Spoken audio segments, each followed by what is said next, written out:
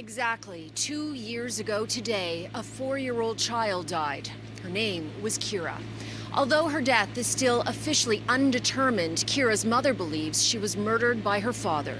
This is a devastating story of loss and a system that failed to protect a child by ignoring the warning signs. It is also a story of a mother determined to make sure it doesn't happen again. I'm Keira and I'm eating a dried out green bean. Keira was a really, really bright child. She was just the best child I could ever hope for. All Jennifer Kagan-Viater has left of her daughter are these precious but painful photos and videos. That's what it says on there? I think. On February 9th, 2020, Keira was with her father, Robin Brown, when they fell to their deaths at Rattlesnake Point, a conservation area in Milton.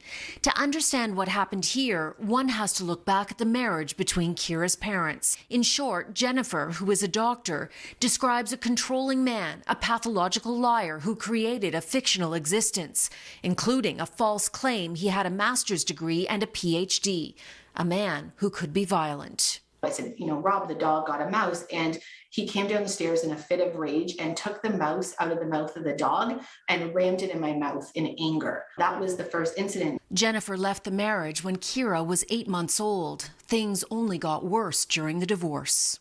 It was traumatizing, all of these things put together. I mean, this was an extremely dangerous guy. How did the courts respond to you when you presented this to the courts?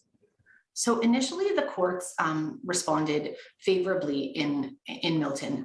We had a judge, Justice Miller, who found that I had left an intolerable situation. But a different judge oversaw the custody hearing and determined Brown's history of lies and abuse didn't matter when it came to Keira, who said that domestic violence is not relevant to parenting. Jennifer was awarded sole custody and decision-making. Robin Brown was given generous access to Keira. The rights of the abusive parent in this instance trumped Keira's right to safety.